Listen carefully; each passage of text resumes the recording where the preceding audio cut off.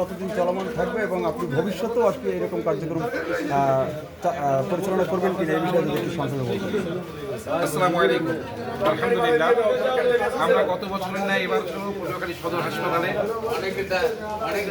রোগীদের সাথে আসা আগন্তুক যারা দর্শনার্থী আছেন, রেজিডেন্ট আছেন, তাদের কষ্ট লাঘবের জন্য দূর দূরান্ত থেকে মানুষ আসেন এই চিকিৎসা ব্যবস্থা নিতে, তাদের একটু কষ্ট লাঘবের জন্যই আমরা এই মানবিক কাজটি করছি।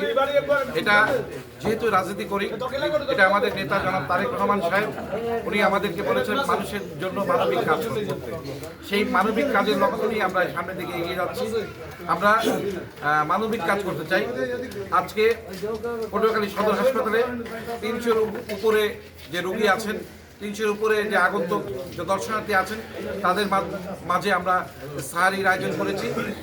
আমরা আমাদের লক্ষ্য আল্লাহকে সন্তুষ্টি করা, এবং আমরা যে কদিন আমাদের আল্লাহ তাআলা আমাদের শ্বাস রেখেছেন, সে কদিন যদি আমরা এই কাজটুকু করতে পারি, সেজন্য আমাদের জন্য দোয়া করবেন।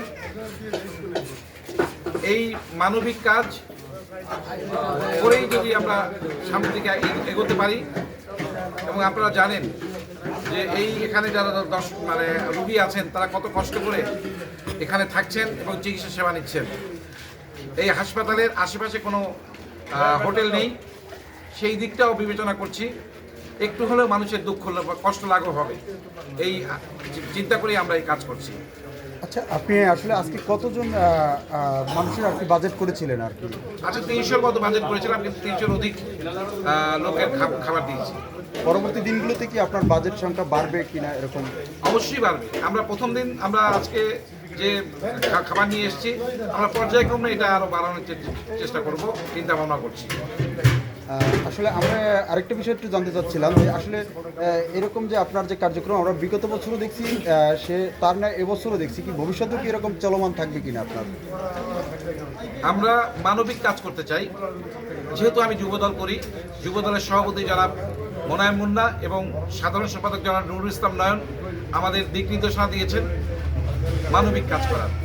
আমাদের পটুয়াখালী এক কনস্টিটুয়েন্সির যে মাননীয় এমপি আছেন, সংসদ সদস্য জনাব আলতাফ হোসেন চৌধুরী, তিনিও আমাদের দিক নির্দেশনা দিচ্ছেন যাতে আমরা মানবিক কাজ করে মানুষের সেবা করি, এবং এই কাজটি আমরা এই 1 মাস ব্যাপী করব। এই কাজের পরেও আমরা পটুয়াখালী শহরে বিভিন্ন মানবিক কাজ করি, সেই মানবিক কাজের মাধ্যমে আমাদের কার্যক্রম পরিচালনা করব আগামীতে।